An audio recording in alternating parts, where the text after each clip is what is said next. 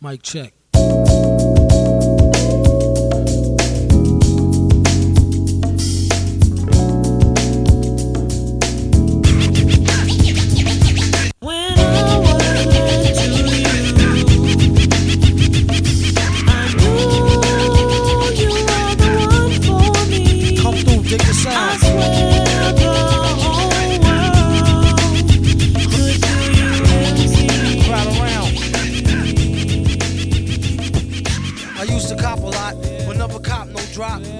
Hey guys, welcome to the first episode of Alex and Friends. I have brought here my very, very good friend, Collin Duffy. Hello. How you doing? How you doing, buddy? Good. I'm doing great. It's been a while. A little bit. Just flew in for the weekend. Yeah. Where'd you come from? Why don't you tell the people? Rhode Island. Rhode wonderful Island. state. It's the biggest state in the country. Yeah. It is. You gonna give us some more facts about Rhode Island? Yeah, there's lobsters and stuff. Jesus, how's the lobster bisque over there? I've never had lobster. I'm gonna have to try it next time I go up Yeah. there. Yeah, so what are we doing here? Well, your first I think episode, we should talk Alex about and Friends. it. Yeah, we should talk about it. Yeah. What made you want to start it? So, remember when we first were talking about it? Like a year Kava it bar, was yeah. it was at the Kava bar. It was like a year ago. It was before I even started comedy. Yeah. I barely knew you. It was Yeah. a few months into our friendship. Yeah, I know. We were just talking about conspiracies Yeah. and I was like, I can't be friends with you because you're a guy and I'm married. This is inappropriate. But Here we then- are. Here we are.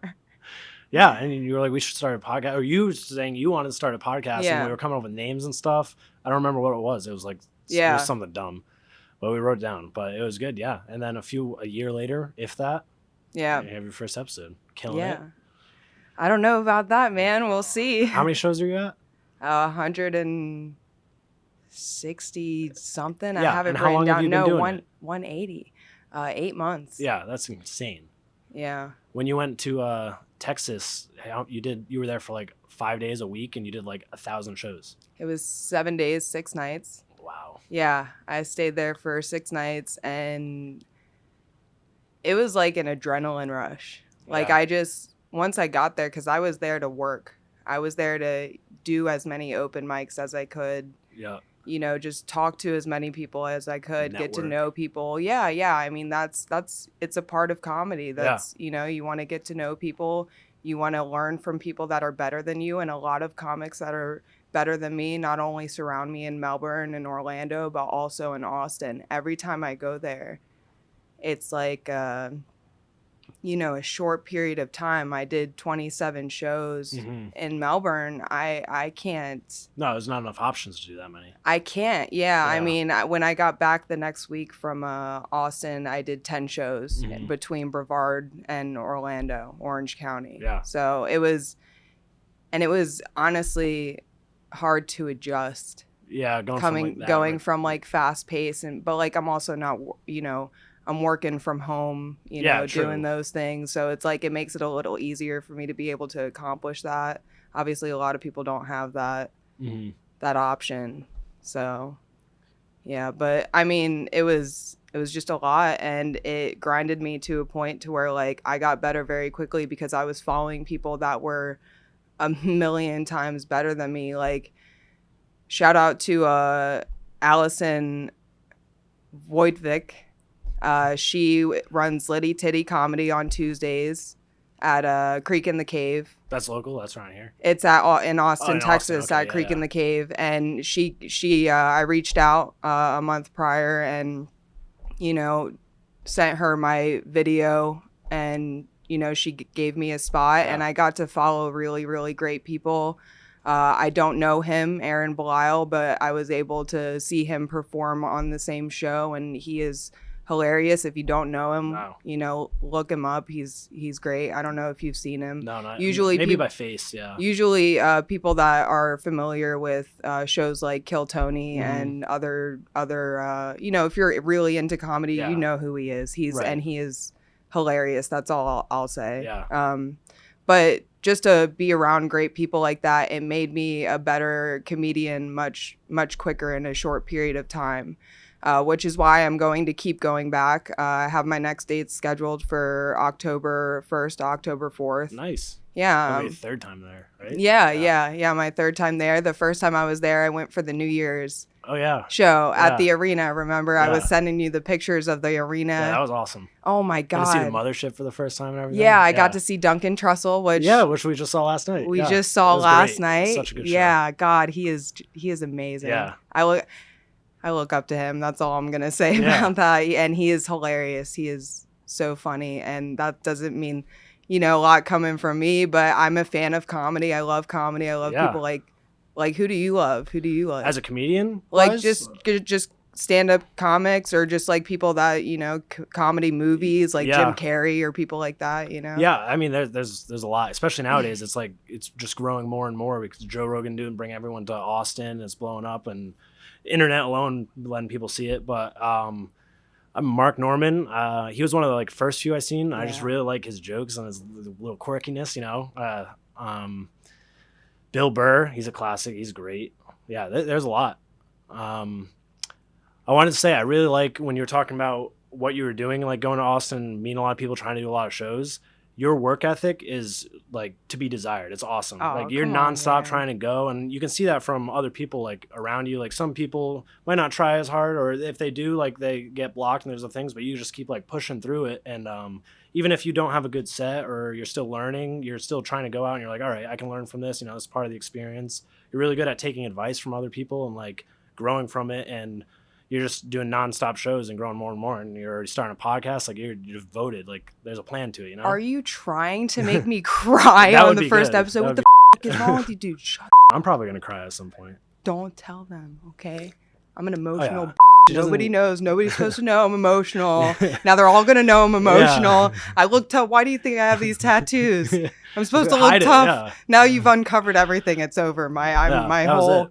The jig is up. And by the way, jig sounds like a racist word. Does it? Yeah, a little bit. Yeah. A little bit. I think we should drop it. I think it's start of one. With how politically correct we are. Yes. You got to be nowadays, I don't know. You know. We'll stop there. I don't want to yeah. Good idea. That'll be down the road. Maybe if people want to hang out and get to know me a little more. Oh, man. You're just I'm racist, just not in public. No big deal. No, just how dad raised me. Yeah, right. Yeah. But Austin was great to me. Maggie Mays. There's this place right across from the Comedy Mothership, and they do shows every single night. I believe it's twice a night. And they gave me an opportunity to go up. I had so much fun at their showcase. It was a great time. And I know a lot of people sometimes struggle to get tickets because the Comedy Mothership is always sold out. And I just want to say, if people are there and they can't get tickets, go across the street to Maggie Mays. Because likely you're going to see, right after I got off of a really big stage that we'll get into in a minute, I ran across the street and did a 10-minute set there. Not saying I'm anything to see, but you know what I mean? Right. It was just really cool because I've seen other people, not going to name names because I don't know these people, face to face, but that would pop into that show and do their sets there right after working at the Mothership. So I think it's a really great place to go for people to see comedy because that's what people are there for. Yeah, that's the spot for it. Yeah, and it's I'm going to say right now, I'm going to stay in Florida. I'm not moving. You haven't met my husband, which is crazy. I know.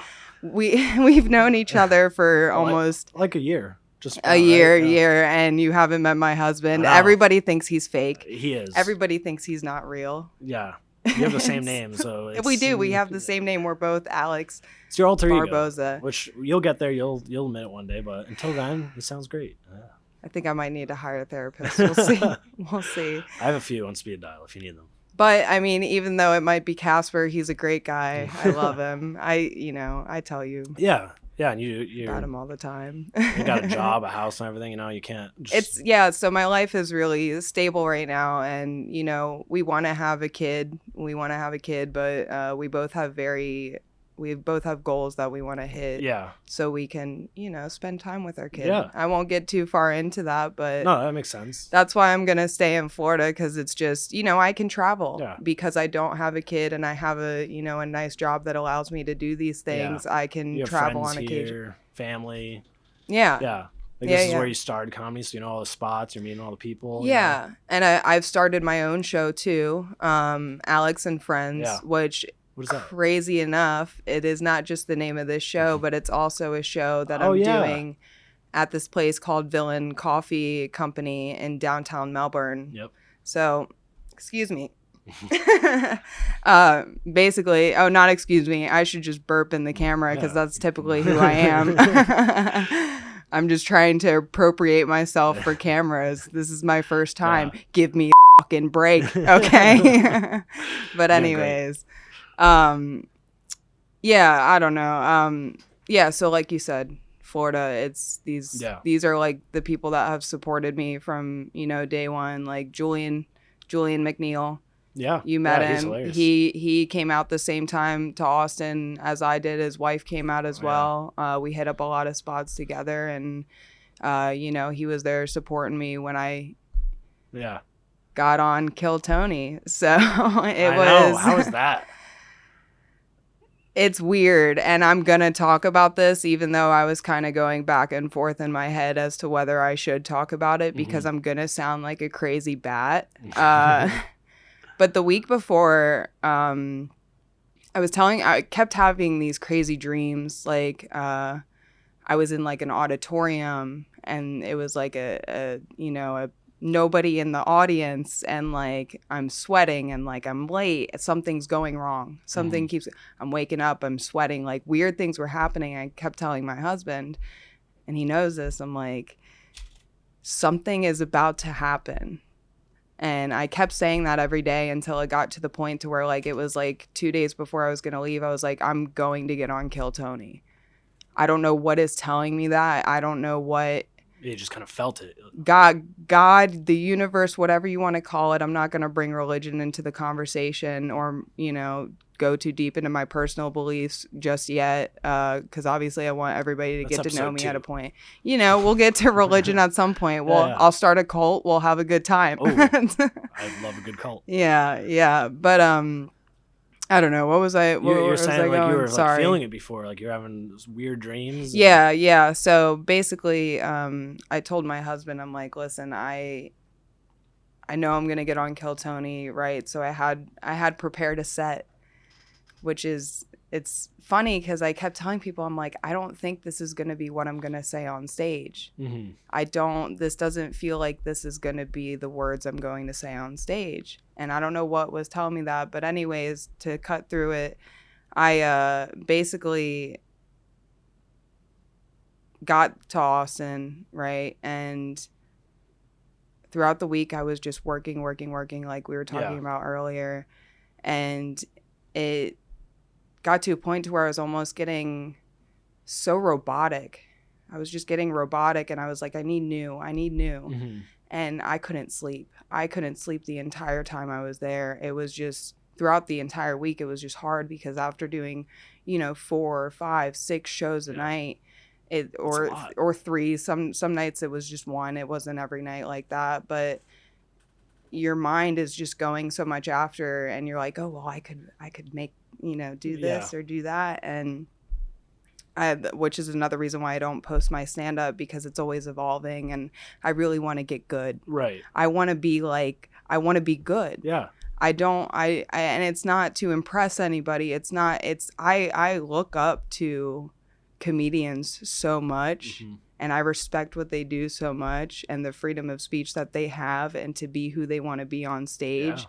I respect that so much. I want to be able to be that, and be able to do that, and be able to make people laugh, and and I really think that because those were my intentions.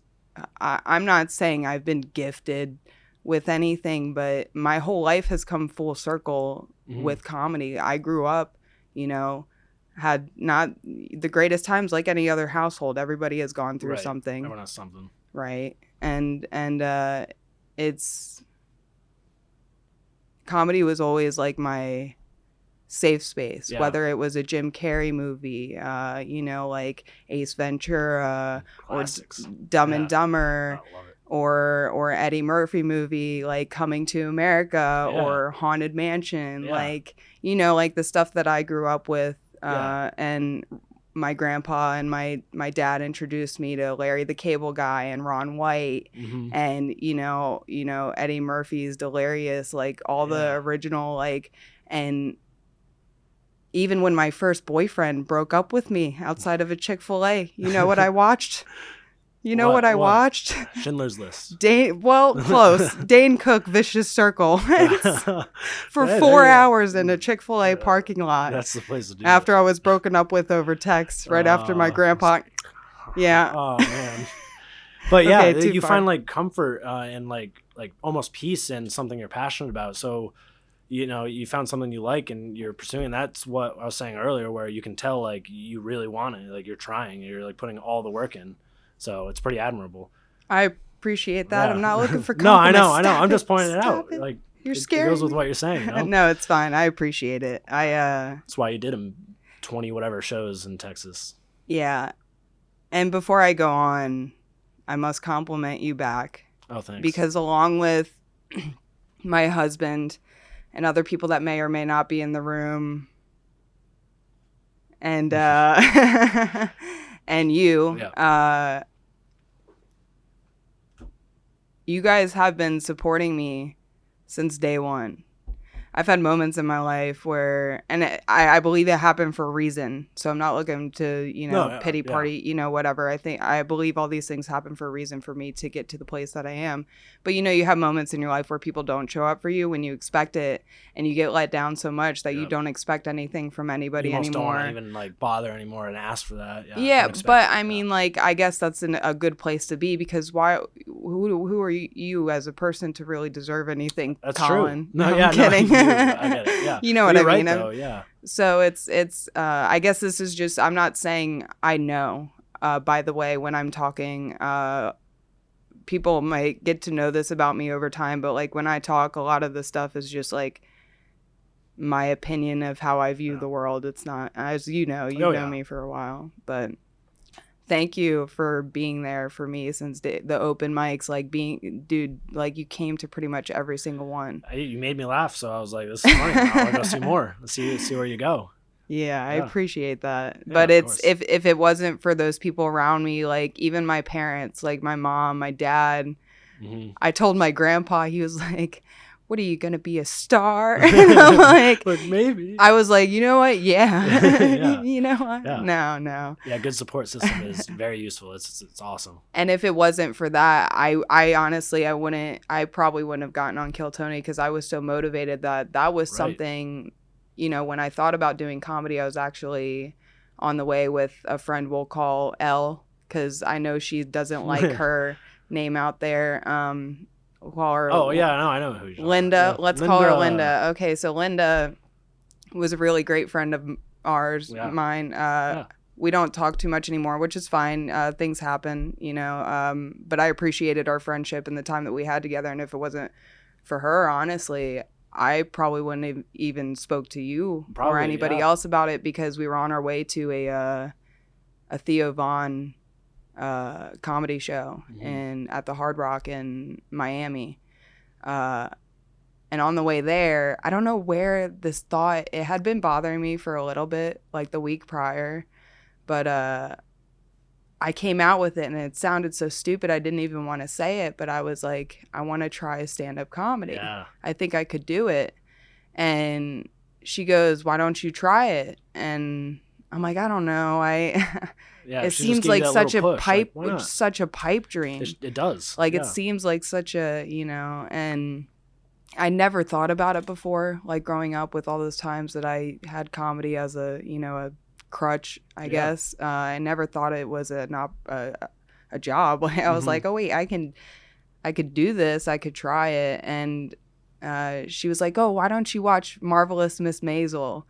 It's a great show. I don't know if anybody's seen it. I know what it is. I haven't seen it though. Yeah. Yeah, it's a really good show, and I watched it, and it was like a domino effect. before I get too deep into it, we can have more that's kind of how it works, though. Like little things add up, and you finally do that one push, and then your whole world changes, and you found something you like, and you're just going with it.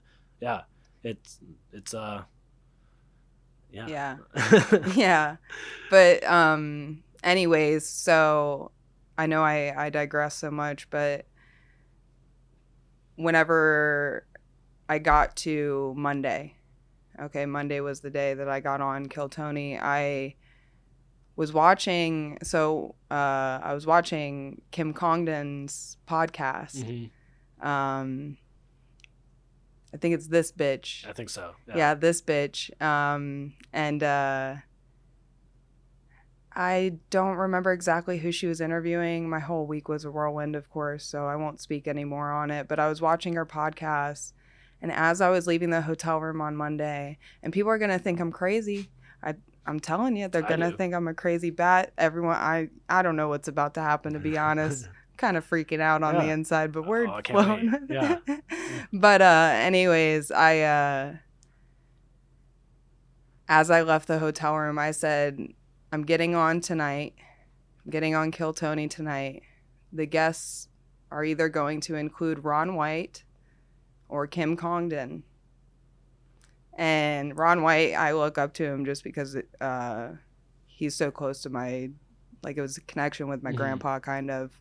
And Kim Congdon, I look up to her because she's a female comedian that came from where I'm from, Melbourne, Florida. I didn't even know she came from there. She's from Palm Bay, but cool. Melbourne. And I don't know her. I don't know her. I don't know much about her, but I know enough about her, and I've been watching her podcast a lot lately to where she's someone I look up to. So I don't know what told me to be like, oh yeah, Ron White, or like I sound crazy. I sound ridiculous, but were you wrong? I wasn't. So now, because everybody will know once this is released, the guests were Kim Congdon, Jordan Peterson. Jordan Peterson. Yeah, what the fuck? What the fuck? That was cool. You got to go on that with him. So this is where it gets crazier. Oh boy. Is before I even before I even met you, before I even thought about doing comedy, anything, this was like 2 years ago maybe. I'm subscribed to his email list, his newsletter, because I was going through some rough, times, and I was trying to find some inspiration, some motivation, and I found his videos about becoming a man on the internet. So, And here you are. Here I am, a full-grown man. Yeah. So, no, but I'm not one to say, obviously, but he's such an intelligent human being, and everything, and I won't say everything, but most things that I've seen that I see from him, I resonate with. I trust his values. And it helped me through a difficult time. So to see him, because as soon as I walked out on stage, well, let's rewind a little bit. Maybe. Do you want to? Yeah. No, tell me. Okay, I'm sorry. I don't want to told me bits and pieces. So I don't want to keep I don't want to keep rambling. So basically, it was time to sign up, right? I walk in, I hadn't signed. You have to sign a waiver before you put your name in the bucket. Yeah, because, you're performing at a professional club. And I guess that makes sense. Yeah. Yeah, it does make a lot of sense. Insurance reasons, because people are crazy. You never know what people are going to do. The waiver you never know what this crazy lady is going to do, She might whip out her trans titties. Who knows? Okay, we'll stop. Anyways, here we go. Alex tries to throw some jokes in there and bombs. It's fine. We're testing some stuff out. Yeah. I think you laugh because I made you uncomfortable. Why does it look like you're drinking codeine? It's delicious. Here we are with the Liquid Death. Yeah, look at that. We are not sponsored by Liquid Death. I don't care if this gets demonetized for this. I don't care if they sue me for drinking this. I just want to drink Liquid Death freely. This sounds like it might be sponsored. No, but we're drinking it. I've actually never had a liquid death until you gave me this one. Not bad. I'm not a fan of like seltzer water, unless it's like a Truly. But you're a fan of Convicted Melon? Yeah, Convicted Melon is actually really good. Let's talk about it. But anyways, yeah, so you sign up, you do the waiver, you put your name in the bucket, and I walk outside, and this is where it gets even crazier. So also on the panel, Tyler Fisher, hilarious comedian. I don't know what my connection is with him yet. Uncle, maybe? Yet. Maybe. Maybe my cousin. Yeah, I don't know. I sound crazy because I say connection, but like, you know what I mean? Yeah. Just like, I think there has to be, just the way everything lined up was weird. And then, so I sign up, I walk out, I go up to Julian and Robin and a couple other, I was, talking to people, and I say, I'm getting my name pulled out of the bucket second. Am I delusional? Who do I think I am telling this? But it came out. Yeah. It came out. I was like, I'm getting pulled out second. I was kind of, being a little like, half jokey, like cocky kind of.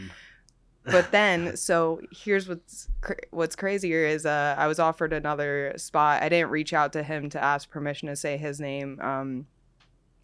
Jake, I will say it. I'll cut it out. I'll have to ask him. Jake Stone. He got me a spot at Maggie Mae's to do during that was the one across the street you were talking about? Across the street during Kill Tony. Yeah. So I messaged him and I said, oh, well, I'm going to sign up and then I'll run over and I'll come do the set. And then, because I'm trying to get as much stage time as I can. Yeah. And I basically go, the sparkling isn't going to do it for the podcast because I'm just going to keep burping every single podcast. It's like a laugh track. Yeah, it's going to. A few burps. Yeah, it's going to keep happening. I'm going to have to stop drinking that. You can have some codeine if you want. It's okay. I'm fine. Thank you. I'm banging on the table. I should stop doing that. I basically, I was like, okay, I'm going to go do the set real quick because I don't know when they're going to pull out the second bucket. Let me go run over real quick and do the set. So Julian, I gave him my phone number to call me so I could put the AirPod in my ear while I do my set. So if they called my name, he could tell me. You just walk off stage in the middle of it? Yeah, I mean, I would have to, you know? I can't. I wouldn't turn. Yeah. So as I'm walking over to Maggie Mae's to go do my set, I hear behind me, Alex. And I'm like, no fucking way. I turn around and there's everyone looking at me, screaming at me. You're on. And I start running like Usain Bolt across the fucking way. I'm like, and then I see a Colt. Please forgive me if I miss. He works for, let me say this. He works for the show. Okay. He works for the show. Well, that's a good way to put it. He works for the show because I don't know exactly what his title is, so I don't want to say his title. But basically, I walked over to Colt. He gave me the rundown. He was like, asked me the questions. I gave them my things. I walked up in the back. There's the curtain. It all happened like boom, boom, boom. Like I'm there. Yeah. And the curtains, I hear my name. And I understand the show process because I had at that point yes, I had, you've been there watched once. it. I had been there. I saw it at the arena, which is a very different show, kind of, just because it's an arena. It's an arena versus a very well built, intimate club that was built for comedy. So I mean, I'm not saying I know, but that's just what I experienced. But basically, I walk out on stage. Right. And I'm sure people will have just watched this because I'm going to release this right after the episode airs. But I walk out just so I can tell you. But I walk out on stage and obviously, I guess, do people want to hear this? I want to hear it. Okay. I walk out on stage and I just go straight. I go straight to the microphone. I don't look left. I don't look right. Yeah. I don't look at Michael. Don't look at the celebrities over there. I don't look at D Madness. I don't look at any of them sitting back there. I don't look at the panel. I just go straight to the microphone and I do my job. Yep. That's what it felt like, because I had done so many shows prior to the Monday, because I'd gotten there Thursday, and it was 4 shows Thursday, 6 shows Friday, 1 show Saturday, and like 4 shows Sunday. It was just a lot. Yeah. So it was almost like I was like, this is my job. I have to. It's like as soon as you, and I'm not trying to give people too much of the background of comedy, but it's like as soon as you, no matter what mood you're in, tired, hungry, you still got to go out there. You still have to go out there and perform, because those are your customers. Like, those are your people. They want to see you at your best, and that's what you have to give them. Yep. And when you don't give it to them, like I didn't last night at the Gimmick, I didn't give it to them because it was the first time I had been on that stage. Yeah. And it was the first time I had even been in the building. Yep. Usually if I had been in the building, I'm like, because I'm lucky and I'm very thankful that things happened the way they did, because I got to, like you said, I got to see the Comedy Mothership the first time. Yeah. Experience it, get comfortable, yeah, learn a little bit. And I was sitting in the balcony watching Duncan Trussell, and I got to see it. And I also got to perform at the open mic on the Monday in the Little Boy. So it was like it was like, I forgot you did that. That's still so cool. That alone is awesome. I know. And there was so many other accomplishments I had along the way while I was in Austin. Yeah. That I was like, oh, wait, I just accomplished something that I didn't even like, because everything was just happening so quickly. Like, I was able to follow really great people on really awesome shows. But yeah, it was just wild. I did my set. That's why I told you I had a set written, right? I had a set written, and you're like, I'm not going to use it. I'm not going to use it. I used all new jokes. Like new ones you haven't tested before? So this, I mean, like, it was, I had tested them out on like my uncle. Oh, perfect. Yeah. Like, so like my mom's dating a black guy. She really is. Double clarify. She really is. And I don't know why I'm pointing over there at the black panel on the wall, but my mom's dating a black guy. I had said it at my niece's birthday. To my mom and my uncle, and my uncle was cracking up, and I was like, oh wait, I actually really like that joke, because it felt original. Like I was trying to make sure, and it was to home too, because like it's still about like my family and what's going on, so. And then I had wrote other stuff that people have seen, and it was all new. It was because I knew I needed to be fresh. Like, if you have done something over and over again and you're not in the moment and you're not connecting with people, like, it doesn't, at least from my experience, it doesn't work. Yeah, no, that checks out. Yeah. So it was, and then the interview, I don't even know. How was that part? Do you even remember it? It was just blacked out because it was just so big of an event. I know something I said didn't hit as quite as hard as I wanted it to, but what, I mean, I guess this is where the frustration that you have to like block out comes in. Yeah. Because like there was moments where I was like, God, I wish I didn't say that, or like, God, I could have tightened that.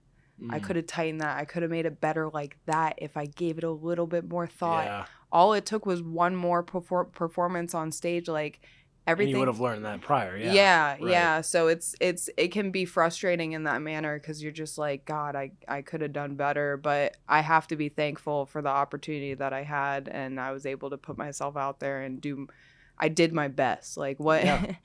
I did my best, guys. Yeah. I did my best. Your best was pretty good. You got a joke book and everything. It was good enough. There it is. I guess it was good enough. By the way, I guess since we're talking about it, I want all of my guests to sign this. Sign your joke book? This was my husband's idea, and I thought it was these are notes. Oh God, we don't want people to see those. It's drawings of my late grandma. Like a Rose in a Titanic sketch situation. Yeah. Oh yeah. I know a lot of those. So thank you. Yeah, she looks great sometimes, and I just got to take advantage of it. But what are you gonna do? I don't even know the words that are coming out of my mouth right now. We are not sponsored by Liquid Death. We are not sponsored by Liquid Death. Demonetize me, sue me. I don't care. I have a question. Yes. So when you first started, I remember like seeing your first open mic when you were going up and new jokes. You never done it before. Super nervous, obviously. Who wouldn't be? I would probably die. But after doing 180 shows or whatever, have you noticed like the nerves calming down, or did you just get more used to them? Or are they gone, or are they still just there and you just get over it? It depends on so many factors. Really? Like, it's not even funny. I mean, like, if I didn't eat properly, like last night when I was like, told you guys I needed a snack, Banana. JP went and grabbed me a banana. Good guy. And then I tried to stick up the club with the banana. You did, yeah. And then I told them I was going to shoot up the Yeah, place. that wasn't a great idea. Right. See, that's when but you learn things by getting on stage. It depends on how big the crowd is for me. And this is all personal, of course. This isn't per person. Right. It's if you know different some for of them everybody. in the crowd, maybe if makes I know an effect. Yeah, you're right. Yep. And it's just a lot of things. If you're trying new material, maybe versus stuff you're already comfortable with. Yeah. Like, because there's places that I perform at home, like that, El Mojitos, Beachside Retro, Pineapples, like the best places. Moon Room. Yeah. Pineapples is Moon Room. Yeah. But basically, it's like once I've done a certain place so many times, yeah, you're familiar with it. You're like, it's just another one. But if it's different, if any other aspect is different, plays an effect. It plays an effect, because I've had just Thursday, I was at El Mojitos and I was like pounding heart, getting nervous. It doesn't. That's interesting. It just, there's so many things, like I probably couldn't even think of all of them off the top of my head right now, and I don't even know if I know all the things that play a factor. Yeah, there's probably a bunch of subconscious things. Stress, like what's going on at home, yeah. like everything, and it's like sometimes like I'll get a call and like it'll be like not great news, or like something will happen in my day that's like shitty, and I almost have to block it out and be like, do your job. I'm here, but it brings me joy. Like it's not like a, I gotta do this kind of thing. Like it's like going to the gym. Like you'll know it'll make you feel better. Yeah, it really does. It's like it's the best dopamine hit I've ever had in my life, and it's made me a much happier person. Yeah. So I'm very, very, I don't think I've ever been more comfortable with myself than I have been. It shows in these past 8 months. Like I feel like I'm finding who I was when I was a kid again. Yeah, like that's a beautiful thing. Yeah. Should try Stop that. getting gay on me, buddy. Sorry. Yeah. No, but yeah, it's nerve wracking, as anybody would think. And it's not easy. No, I'm not good with crowds. I wouldn't even know where to start. I just want to. It's gonna take me years. I like. I told everyone it was 8 months when I did Kill Tony. I'm reaching almost 9 months now. It's 9 months this week, and I'm about to have a baby, and it's gonna it's gonna be fun, you know. But I want to get better, and people won't see my stand up unless it's posted by somebody else, or which doesn't bother me, or they're there in person. Because I want to get good. And this is why I'm doing the podcast, because I've always wanted, ever since I met you pretty much, and I don't even know how long it's been that I've thought about doing a podcast, but it's been longer than I thought about doing comedy. Comedy just happened. The thought wouldn't leave me alone. I feel like you hear that story a lot with a lot of comedians, that they never thought of it before, and then it just happened, they tried it out, and then their whole lives changed, and that's what they do. Yeah. The first night I did it, I came home and I told my husband Alex, I was like, he was sitting on the couch, I looked at him, I said, shut the TV off. And he goes, what is wrong with you? I'm like, shut the TV off. And I go, I can never stop doing this. I looked him dead in his eyes, in his face holes. And I said, I can never stop doing this. I can't. And I was so dramatic. I was being dramatic because That's naturally who I am. He said, can I turn the TV back on now? I just want attention. And I try to get it from everybody, especially my husband. It's the best way to do it. I got to be like super theatrical, you know? Yep. I'm never stopping. Not to steal a quote from the great Gatsby. William Montgomery. It's a little close to his reference because he goes, I ain't never going to stop. And it's hilarious. Yeah. He closes out every every Kill Tony show. He's great. He's hilarious. Not that it means much coming from me, but I shouldn't say that. I should have confidence in myself. Yeah. I'm confident. You are. I'm confident. Yep. Easy breezy, beautiful, cover girl. Oh, we're getting sued again. No, there's another one. I have nothing. You're not going to take anything from me except for my debt. So, you know what? Take it. Take mine too. Take my $2,000 of student loan debts for the quarter that I dropped out of college. Did you go to college? I did. I was studying crime scene technology in high school. I went to college for a year and I was doing criminal justice. Yeah. We were doing the same thing and then we both stopped. Yeah. I dropped out because I had to take regular classes too. Yeah. Those aren't fun. Math and English and all that. No, I mean, those were fine, but like they put me in remedial math because they think I'm stupid or something. You know, I'm really smart. I know everything. No, I'm retarded. I'm really stupid. But yeah. Yeah, so how was that for you? College? Yeah, like crime scene technology class. What were you getting? What were they teaching you? It was the specific major was national security, so we were learning like gathering intel and stuff and learning to use that and how they do it all. I only went for a year, so I didn't learn much. I had one criminal justice class and the rest was all regular classes. Yeah. They didn't give me math though because they know I'm bad at it. They're probably saving that for a later year. Yeah. But yeah, college was all right. Yeah.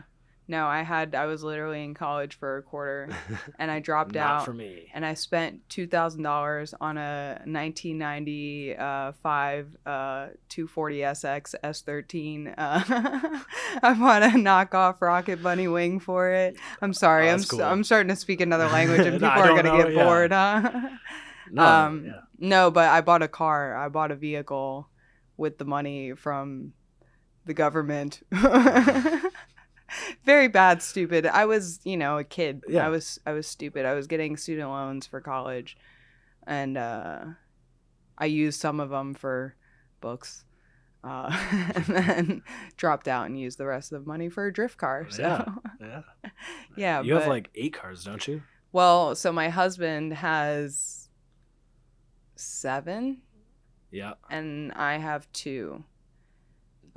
Just the Supra and then the 350Z, which the 350Z is down right now because it needs to be fixed. There was a crash that didn't involve me. It was somebody else, and won't get into that. But basically, I crashed and it needs to be fixed. Yeah. I crashed. Let's just say that. I'm going to say that I crashed. Bottom line, I crashed. Guys, I'm not good at drifting. Yeah. So I was asked in the interview what I do besides stand up. Yeah. And I said drifting because it really is the only other interesting thing that I do. Tyler Fisher made a hilarious joke about, is that how your titties were flattened or something? I didn't hear the whole I was blacked out, but it was funny. I heard bits and pieces and I laughed and it was hilarious. Yes, that is how I lost my titties. Someone drifted over them with tires and, now they're just mangled like Lance Armstrong's nutsack. So what are you going to do? Keep drifting. Yeah, but I'm not good at it. I've been doing it for 10 years. But I don't know. Have you seen it? Have you seen? I've never done it. I've seen videos and stuff, never in person. Yeah. Well, yeah. Formula Drift is really big. It's getting really big. It's getting a lot more common than it used to be in the United States. It's been around forever. I honestly don't know how long. I'm not a big car mechanic person. My dad taught me the basics when I was like 16. I had a 1992 Toyota Paseo and he's like, all right, bitch, gonna fix the alternator. I was like, okay. Holding the flashlight. But I hate it. I hate working on cars. That's awful. It's awful. I mean, God bless my husband because he does it, but he loves it. Yeah. He's so good at it, and he's like, he works on all the cars. He fixes all of them, and I just drive them for fun and crash them. Yeah, and make him fix them again. Yeah. So he's great. Yeah, I save a lot of labor money at the car dealerships. That is good. Yeah. Oil changes are free $99. Free $99. Yeah, but no, it's fun. I'm not good at it. I'm not like. People are gonna be like, oh, she's like, no, I'm not. I just love it. I have so much fun with it. It's another hobby that I have. It's not as big as my passion for comedy, which is it's honestly been my second or third priority. One's family, two comedy, one comedy, three. I'm just kidding. Three drifting. But yeah, no, that's. I mean, what do you, I mean, let's talk about the FFA Slayer. How about that, boy? I love some Halo Infinite. Yeah. That's fun. Yes, we haven't played in like 2 weeks. Yeah, not too long, but yeah, it's so much fun. Get on, play the Ninja Slayer is the best game mode ever. So much fun. Yeah. They just added it, a few, months ago now, but. So you were telling me about how you were, the past 2 weeks that we haven't been playing because I've been busy. Yeah, I've been playing with my brother. And, so much fun.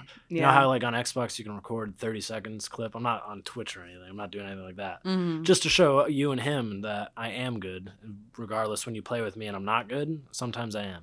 Yeah. So much fun though. Yeah, no, some ranked. Great. Good stuff. Yeah. No, we play all the time. Yeah. As much as we can because I'm always doing shows and stuff. Yeah, you're always busy with comedy stuff. In my days off, I do give to my husband because I have to keep that balance. Yeah. Which is important. It is when you're married. You got to respect your household. You can't just be out all hours of the night whoring it up. What are we doing, ladies, right? What are the ladies doing out here? Yeah, they're learning now. Stop being a freak in the streets and be a freak in the sheets. Good advice. Yeah. I'm kidding. Kind of. No, but yeah, Halo. So we got to play. We got to play when you get back home and we got to get on there. It's so fun. I love the FFA Slayer. Yeah. I really do. I like that. And then the Ninja Slayer, that's fun. They the only thing with the Ninja Slayer, it's the same one. They used to be Ninja Slayer when it was the new game, and then they moved it to the free for all games or whatever. So it's the same one. Oh, they did. Yeah. Okay. So now it's just called I think it's still called Ninja, but it's in the FFA or whatever. Oh, really? But you played all the Halos, right? You played 1, 2, 3, Reach, all that. Yeah. I don't know if you remember the swords in 3 and Reach. It was so different from Infinite.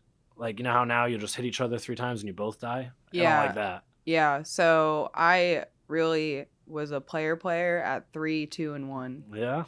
I didn't do 4, didn't do Reach very much. 4 and 5 I think you can skip. Yeah. Reach is one of the best. Yeah, I didn't play Reach. Gotta. Yeah. I mean, now it's probably not as good because the other ones are out, but it was. Yeah, I think I played it, but I never, I didn't like it. I don't remember why. I mean, it's been so long. I just started picking up video games again because I used to play all the time as a kid, and you get the I can tell when get outside, go be an adult, go play outside. Yeah, no one does that. Go get a job, But yeah, no, it's fun. It's relax time, escape reality time. Yeah, after especially going out to nonstop places, being busy. You love grocery shopping. You do that every day, so you got to go home and just relax a little bit. I swear, every time when we were first hanging out, you would be like, "Oh, I gotta go pick up groceries right after." Every single time, I'm like, "You go all the time." So my routine was I would go to work, I would go to the gym, I would go to the kava bar, and I would go pick up groceries on the way home. And then I would go home and feed my family, feed my family. Yeah. Do you only buy enough groceries for one meal, one day? I buy groceries weekly, But sometimes Alex forgets things and has to go back. Yeah, has to go back. Yeah, all the time. I hate it so much. I mean, who am I to complain? Because of COVID. COVID's given us so many lovely things, by the way. What a time. And I don't think people talk about them enough. No, well, there was no traffic during COVID. That was a big plus. Yes, there was no retards on the street. Yeah. And there was also curbside delivery. Yeah, all the curbside pickup, all of that is new because of COVID. That was good stuff. I don't use it, but I go in the store like a normal person. I saved money. I used to get my nails done. Why was I doing that? Yeah. It was so expensive. You learn you don't have to now. Yeah, but I don't know. It's groceries are groceries, you know. I go to the gym, pick up groceries, go home, and that's pretty much it. And maybe some comedy, and then now comedy. Yeah. Now that's not my routine anymore. My routine is extremely different from what it used to be. Throw some more ping pong into that. Yes. That's a fun time. Ping pong. We're doing like tournaments every Saturday at the coffee bar for a while. They're still going on. I just don't live here, but good time. Yeah. So you taught me. For people that don't know, I also have no authority to teach ping pong because I also like just started being decent. I thought as long as it's when you got the mullet, you started being good at ping pong. Yeah, dude, the mullet is crazy. I love it. Oh, it's like a New York Joe Dirt. That's what you look like. I have my brother's wedding, and his fiance says I have to get rid of it. Yeah, which I'm not gonna Why? do. I don't know. I mean, I'm ordained, so I'm doing it for them. I'll be in front, all the pictures and everything. So I kind of get, what she means. Yeah. I mean, yeah, it's But then again, if I get rid of it, the next day when it's my day again, it won't be there. When it's your day again? Give me advice. What do I do? I don't know, man. You know what I think you should do? Keep the mullet. Right? You should decorate the mullet. Decorate it with some colors and Christmas balls and stuff. What color are they using at their wedding? Oh, who knows? I'm giving you really bad advice right now, by the way. No, she'll love it. No, do it, do whatever they say. Oh, yeah, it's not my business, right? Yeah. Dude. It's not my business. Keep me out of your family drama. Is this not my therapy podcast? Yeah, no, it is. It is. It's as therapy as you want it to be. Yeah. So how's life going? What Great. are your plans? Plans. In wow, general. Way to get deep. Wow. What are your plans? I don't have many plans. I'm just but I mean, you're living in Rhode Island. Yeah. You like it. Yeah. I mean, I'll like it anywhere I am. I enjoy the moment, make new friends. I'm back with my family and friends, so that's good, like my older ones. But coming back down here has been great. I've seen 20 people already that I haven't seen in a few months, and it's been awesome. Yeah. Yeah, I'm just working, saving money. In this economy, you're telling me about plans? I don't know, not like that. Not like that. No. I just mean like you're living up there. Do you like it better than Florida? The weather is a lot better. The humidity and it's so hot in the summer here. I couldn't do it. I could do a snowbird thing, Winters are pretty good. Yeah. The scenery is much better. There's no mountains down here. It's pretty flat. A lot of 90-degree turns. Yeah. Other than that, Florida's pretty good. Liked it. But yeah.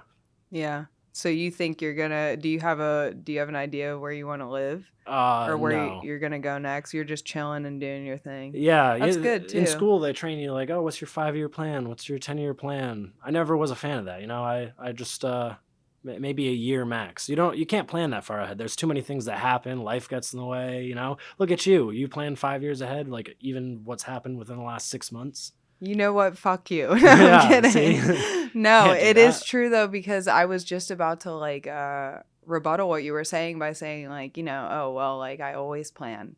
I'm always in my head, you can plan 20 years from now.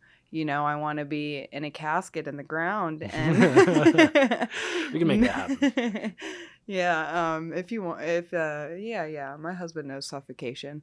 So if I end up dead, no, I'm kidding. Oh God, this is gonna turn out really not good. No. You're good. No, it's fine. It's all gonna be great. I think everything's gonna go good. But yeah, I used to want to build houses. See. You made a plan, and good to make the plan, but maybe it didn't work out. And now you're where you are, and you can make a new plan. But 5 years from now, it probably won't be where you want to be, or it might not be where you want to be, but where you're happier. Yeah, I think you can have goals. Yeah, definitely. Goals, like, and then obviously modify them. I mean, like, you can do whatever you adapt want. as you go. You can do whatever you want. You're a human being. You can do you could eat another person. Yeah, you could do anything you want. You could stick a calf in the freezer. You know what I'm saying? Yeah. They usually get caught. But yeah. I don't know. That's good. So the world is crazy, right? Oh boy. I mean, like, if we're gonna really let people know what this podcast is gonna be about, they're gonna get to know Alex. So this is where I'm gonna say, like, the Kill Tony insight is, you know, if you guys have, if people have questions, like, I would love for them to, like, say, like, Send hey, like I don't have, like, an inbox or anything. Maybe I'll make something for, like, questions people want to send in, because comments are a lot. You should get one of the phones that ring live and we can answer calls. Oh my gosh, like the gecko therapy gecko. I don't know if I know a therapy gecko. So funny. I don't know if that's what it's called, but I think he does car insurance. No, not that guy. I mean, if that's therapy, we have a real problem, because I just paid $700. Yeah, nothing helped. Yeah, no, we are not saving 10% unless you want to sponsor us. No, I'm kidding. Geico. I don't even know who I have right now. But yeah, I'm probably going to have to. I don't know. Where were we going? Talking about adding a phone. Get some calls in here. Yeah, no, but yeah, I don't have anything else to say about that. So if people want to get to know me and the people that I know, like you, my very good friend, and like many, many other people, this is hang out, you know, hang out with us, follow the journey. You know, I don't know what gay thing to say next, but I just want people to know that I'm not like, I'm doing this because it's something I want to do. And if people want to, like, see it, like, you know, I just really want attention. I just want you to watch me again and again and again. Okay, I'll stop. No, I do. I really want attention. So this is why I'm doing this. And I want you to buy the t-shirt that says, I just really like attention. No, I'm kidding. But this is what it's going to be about. Us talking about things that we really like to talk about, like the world and the economy and things that are happening that maybe we'll not get into. We will get into whatever. And we've got some time to do that. So the world, like, how are you? What subject comes to your mind when we say the world? There's a lot.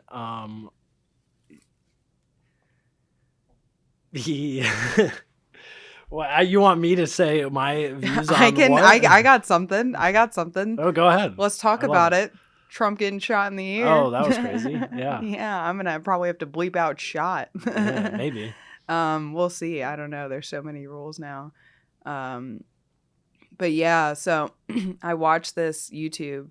I've told you about him before, I think. I don't know. Maybe you'll recall. Minutes of Horror. I don't think. Yeah. So he's a guy.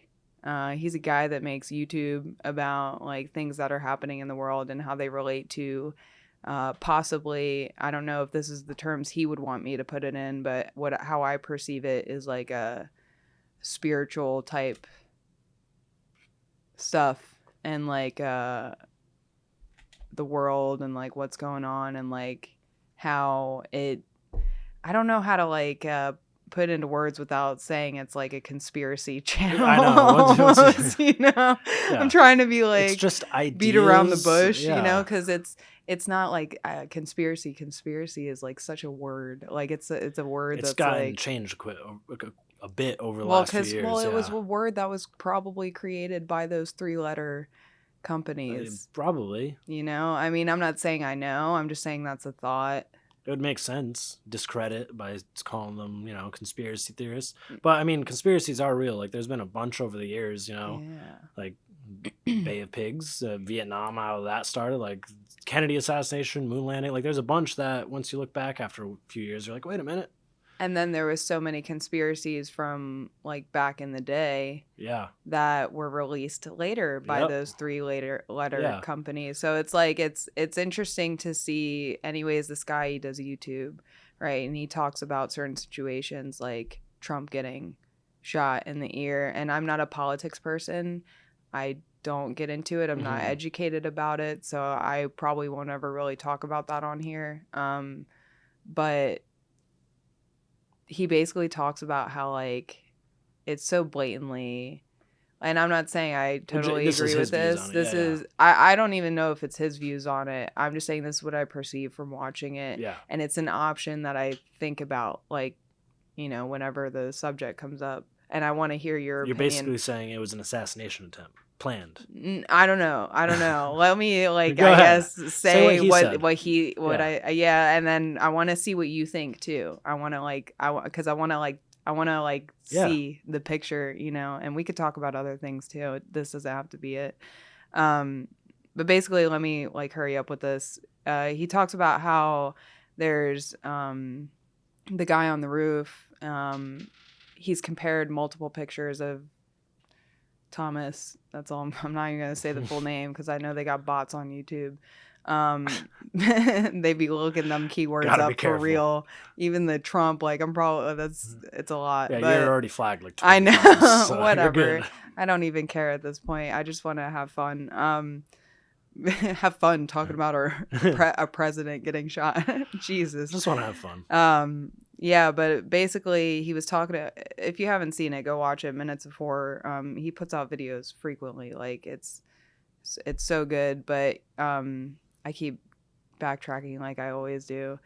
How the guy on the roof, Thomas, he's not actually that guy. Like he's compared multiple pictures of, and like the fact that he was in a BlackRock commercial and all these things, like, but he thinks that I'm not going to say he thinks anything. The opinion that I perceive from watching not only that, but other information on the internet that's probably invalid. Gotta be true. You know, it's on the internet. Gotta be true. What I perceive from like the information I've gathered, I guess I should say, is that the guy on the roof wasn't Thomas. Thomas was just because all the pictures they're showing of him are school pictures. Yeah. They're not recent. They're older. They're not recent. They're not recent photos. Why wouldn't they show recent photos of him just in general life? Why are they releasing? It's almost like the BlackRock commercial was released on purpose. Like to put fear into people that there is white kids going around shooting people in schools. Yeah, maybe. But like it's a rally. It's a rally. It's not a school. Why are they talking about his school and the schools and it's just, I don't know. I'm not smart. I'm very stupid. Okay. So let's clarify that. But there's a lot of misinformation, I feel like, being put out there to put fear into people and not, you know, to make the world seem like it's falling apart when you step outside while the sun's shining and your neighbors aren't killing each other. So everything seems to be going fine. Yeah. So I almost feel like at this point, like just from seeing all these things that, you know, Hollywood, they're putting out movie after movie, show after show. The world is ending. Like the back story and what's the word where they're trying to predictive programming. I like a cheeseburger. I don't know. I love a good conspiracy theory. Okay. But I feel like a lot of the time you can find some pretty realistic like explanations for them. Like, I mean, for example, the Trump one, because you brought up, I don't know if it was this big grand thing, like he was cloned or was a body double or it wasn't really him and they were just using him as a thing. Like it could be. The FBI has done things like that and they'll probably do more, you know? It could have been pure incompetence, which is hard to believe. So many things lining up, right? Like carrying a ladder and a gun. People saw him like 20 minutes before or whatever it is. Like a lot of things like that. And the BlackRock commercial, huge thing. I don't know for sure. I try not to make like a definitive answer like, oh, I know it could be this or it was. But it was definitely sketchy to, you know, look into, especially how it just blew up all of a sudden and then it was swiped away and now it's another big thing. Yeah, and it keeps happening. It Yeah, they wasn't do just that with that. everything. Yeah, it's just over and over again, and it's like, I mean, what are we gonna do about it? Nothing, right? It's hard as individuals, yeah, definitely, but It's that's driving people crazy. Everyone's so tense. yeah. Like it's a comedian, Robin Love. She has a video out there, so I'm pretty sure she's okay with me talking about this. She was standing outside of Tampa or in Tampa, unprovoked, got punched in the face by some girl, and it's like I don't, I wasn't there. But like to see like people getting so like obviously things happen, right? There's Right. people out there, but it's like for it to be happening so frequently that you're not only seeing it with people that are on the news or like whatever, you're also You're seeing seeing it it more locally. with people you know. Yeah. And worldly, like how many cities do we constantly see and like on fire and having protests? Like, yeah, violence and just unsettledness has increased a lot. But a lot of people say it's the end of times, We Maybe gotta we gotta straighten out happening. these damn suburban neighborhoods, okay? We gotta get them together. Yeah. They need to learn to recycle. It's yeah, we really gotta recycle. Yeah. It's But maybe the world's in it, maybe. it could be, but as if it is and as crazy as it is, you don't have a say in it at the end of the day. So still enjoy yourself, try to be positive, love, Yeah. friends and family, hang out, do what you're passionate about, what you're doing. Yeah, and that makes me even think that the world might be ending. Yeah, I'm getting what I want. You finally got what you wanted. I'm finally getting what I want, and it's all gonna be over. Right. It's all I've got. 3 days, and I thought you were actually going to watch. No, I have 0 watches. Yeah. I have nothing but these tattoos. There's a lot of them. You've got some. I had a couple. Yeah. You've got some. Yeah. Where did you go? I went to Against the Grain in Melbourne. Oh yeah. Yeah, it was a good spot. They did all mine. Yeah. I You've been to a bunch of places, right? Well, not really. So kind of. So anytime I travel, I do get a tattoo usually. Like, this is gonna be people are gonna totally make fun of me for this, but I don't give a fuck. I wanted it. I want to remember things. I want to remember moments in my life and I also want attention. So I put things on my arms. I got the Comedy Mothership logo. Austin? Tattooed on me in Austin the first time I was there. And it wasn't a good tattoo. So I had, and I'm not going to say the place because I don't want to be rude. Let them figure it out. I'm not going to go on Yelp or anything. I've had tattoos covered up multiple times. Oh yeah. The guys that I see are so amazing. Like, so they're not cover up guys. They're so amazing to me because I'm they do cover up. They're good cover up guys, but they're more than that. They're artists. Like, these guys are like, I'm not saying they don't, you know what I'm saying? Yeah. But it's Epic Orlando Tattoo, and I don't think it's too far from here either. It's in Orlando. The owner, Jeffrey Wortham, and there's other artists there that I also get tattooed by. But they Tone covered this up.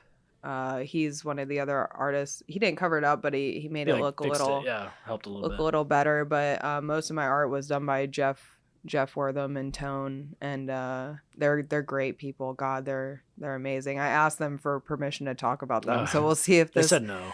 We'll see if this has to get cut out or not. But they're I love their artistry so much, and they're so incredible in what they do, and I'm so thankful that I'm able to like get tattooed by them. No, for real. Like, they're so great. But yeah, tattoos are cool. It's funny, like, how people think so differently about tattoos. Like, I work with someone who he said he used to like tattoos, but now he doesn't. And he doesn't know why. Like, he doesn't want them on him or his family. But like, then you look at someone like you or me, like, doesn't care and will get a bunch. Yeah, I mean, where that stems from. I can't speak on it because I don't know. Yeah, I'm not you only know the one I'm side. not You're like, I love him. What do they call him? A EBT therapist? Wait, that's EBT is the money. Yeah, that's the money. CBT, cognitive behavioral therapist. That one. They figure out why you have issues in that area. I think. But I don't think it's I don't know. Is it something from generations, or is it just a... When it's like generational, it's usually older people, right? That like grew up and there wasn't any and no one had them. Like, you can't do that. You can't have an interview. You'll never get a job. But like now it's no one really cares job wise, as far as I know. Like, Yeah, but a lot of older people are still in those yeah, corporations. but there's a lot of like younger people too that are also don't really Yeah. like them. It's like a preference thing, like Yeah, anything because else. I get away with going to work with a goddamn neck tattoo, so I would think I'm Your hair doing covers it okay. up. Mostly, Yeah. yeah, until I put my hair up, which is most days of the week. But yeah, I mean, what other interactions? Have you ever had a negative interaction? From someone else? No, Yeah, no, yeah. I don't think people are that passionate about it, where they'll be like, "You should take that off. Go get it removed." That'd be crazy if people were like yeah, politics about tattoos. yeah, Yeah, I don't know. I used to not really want one like before I got them because I always thought like I'd get it and then I'd want something else instead, and now I have that one forever. But then you get it and you're like, not bad. You kind of forget they're there. yeah. And it's almost, I mean, I guess the way I see it is like I feel like people are accepting it more. Yeah, You know, obviously that's it's a like very clear. inclusive era. It's clear to everybody that, you know, I've seen face tattoos. People got face tattoos. Now I think Post Malone, our good that's friend. ridiculous. Face tattoos? You need to don't take like that. them? No, I mean, I don't care. I don't care what people do. And I think that's a problem is people care too much what other people do. That is a huge problem. And people don't care enough to like not give a fuck. And I have a hard time with that. Really Yeah. do. I'm not perfect. Like, No one is. Like what? I mean, do you have a hard time with that? Like always thinking about what other people are thinking about you? I think with like time you get better at it. Obviously I used to, especially when you're like younger and you're in school and there's only other people. So you're only getting judgment one way or another, and that's how you learn like from what other people think, and you adapt a little bit, but you try not to take it too far where you're changing things that you shouldn't. Yeah. But I mean, I used to a little like anyone, but you kind of grow out of it. Probably a lot like what we were saying earlier with nervousness on stage. Like, it's coming, you're gonna care a little bit what people think, but there's still, you get comfortable with it and just get by it and Yeah. try not to. Yeah. Yeah. Yeah. I think the older thing plays a huge part. Yeah. Because I used to like, I was always trying to find out like how to dress as I got older. Like, what do I wear? Because like I'm not trying to throw a pity party, but I got made fun of a lot because when I was younger, I was chunky, like chunky, Yeah. and I would dress like a boy. So I would wear Baggy clothes. I would wear DCs, DCs, yeah. the skate shoes Back in the early 2000s? with no socks. Rough move. Oh, dude, and I have hyperhidrosis, so I'm sweating. You gotta go new shoes every month. Yeah, I mean, my parents were like, "Alex, what the fuck what are you doing to your shoes?" Yeah, and then I would wear gym shorts, boys' gym shorts, extra baggy, past the knees. Yeah, and a white T-shirt so you could see all the rolls. Yeah. And it was a great, but I got bullied a lot for obviously being fat. That's a given. Everyone should get bullied for being fat. Otherwise, you don't get healthy like I am now, because I would be 400 pounds right now. It does change you. You get bullied. Yeah. It does work, sadly. Yeah. You know what? Yeah. I mean, when your grandmother comes from Nazi Germany, you gotta... But then there's the point where it goes too far, right? And then you're getting bullied too much, or like getting made fun of too much, where it's not like, oh, I want to fix myself because blah. It's like, oh, I'm a piece of shit. Like, then it takes a toll.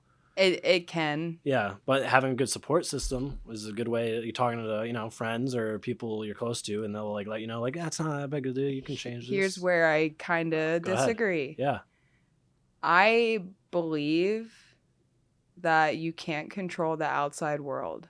So as a parent, I would teach my kid how to cope with people talking because it's going, especially in the world that we live in, like there's no stopping it. Yeah. That you see like people post, like I'm about to post this on the internet, like people are gonna think all kinds of things about me, about you, about this whole thing, and like about me. Yeah. People are gonna judge all of this. Please do. But people get offended by it.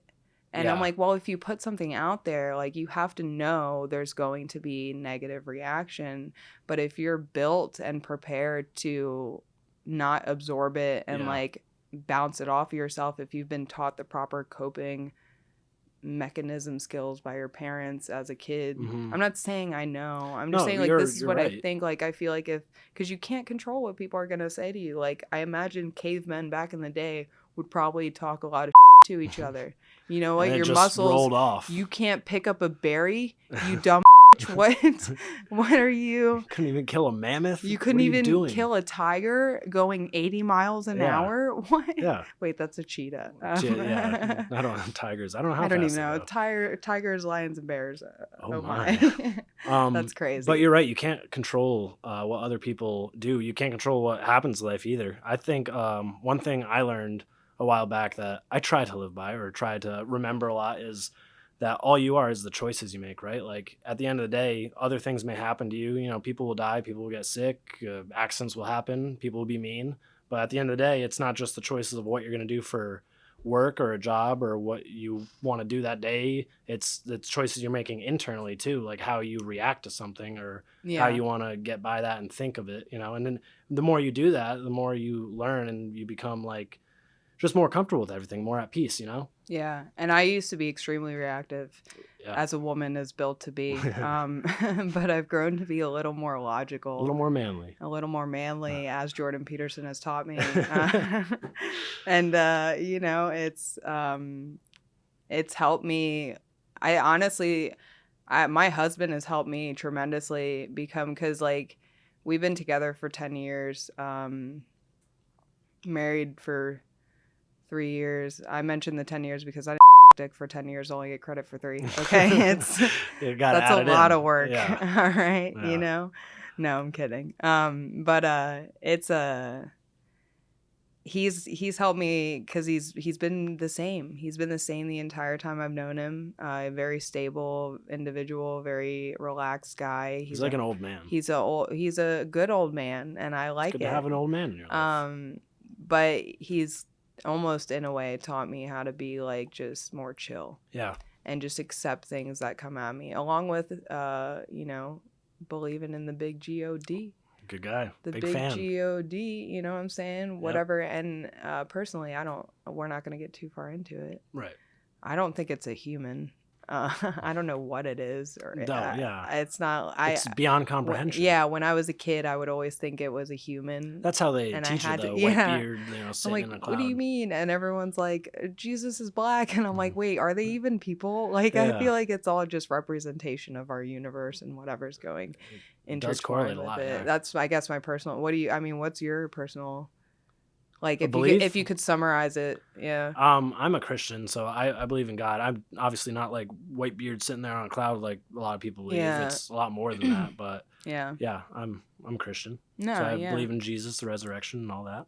Yeah. So I had some time where I was, you know, almost kind of like Satanism. You know, I was getting too deep into it to where, you know... Dipped your toes in a little. I dipped my toes in a little too far. Not in a weird way or anything. Not like... It was like more on the spiritual side. I was really down. It was during the time of Jordan Peterson teaching me how to be a man. And I was really down on my luck and not feeling right. And it was because I wasn't believing in... something protecting me and helping me along the way, even though not everything's going to be all good and gravy from here on out. But you know, someone's got your back. You're not alone. Yeah, and it's even if that is just hope. I mean, like people perceive it that way. I've seen the other side of it. I understand why people perceive it that way. But then there's those little things that just happen, and you're like where you say like I am getting pulled second out of the Kill Tony bucket. It's like that's really locked it in for me that I'm like, oh wait, I have control over my path in a sense. Yeah. And as long as I have positive intention, I can have free will. Yeah. And it's the Matrix, and we're living. No, I don't know. I have no idea. But no, yeah. So you're Christian. Yeah. The big God. Yeah. No, that's good. It's great. Yeah, but so church, you going to church Sunday? Yeah, what's up? This Sunday? Yeah, you going? I might, depending on how things go tonight, because I got a lot going on. Oh, you know. But a lot of ping pong and stuff. Yeah, lots of ping pong and stuff. Yeah, we're gonna do it. I don't know. Yeah. So is there anything else you wanna particularly say. I mean, no, not really. I'm here to, talk with you, have a good time. Yeah. Whatever comes up. Yeah, I don't have any agendas. Yeah, no, I can't think of anything else. I mean, I think that's it. This is it. I think this is the Successful first episode. episode. Is there anybody you want to, your moms, your pops, Thanks, you want to Mom. shout out? Thanks, Pops. You want to shout out your friend JP. He's a great guy. He almost was here. Yeah, I mean, it's, He had to stop for his ointment, got late, so we couldn't go on. It is what it is. Great things are happening. Yeah. Thank you so much, by the way. No, don't thank me. I'm like, thank you, because I remember talking about this. No. I was like, if something ever happens, because I always knew I was going to start a podcast. You've been saying it for a while, yeah. I was like, you're going to be my first guest. Man of her word. Yeah, I'm a man of her word, and I give it to him. Give it to him clean. I guess we'll end out with this. I got some merchies in the stores. The link below. Yeah, you could check the link below. Subscribe. I will have a video out. I'm working on my podcast room. I got everything ordered. I got to paint this week. We're gonna make it look good. It's gonna look great. It's gonna look phenomenal. You guys are gonna like your eyes with it, but I'll have the next episode out hopefully within a few weeks. I'll keep everyone updated on my Instagram. Follow me at the Alex Barboza.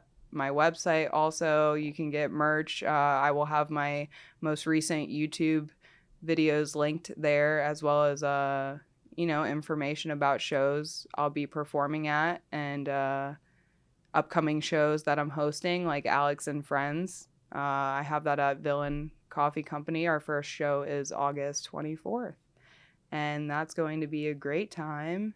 Tickets are capped at 20 people, so it's going to sell out quick. Get your tickets.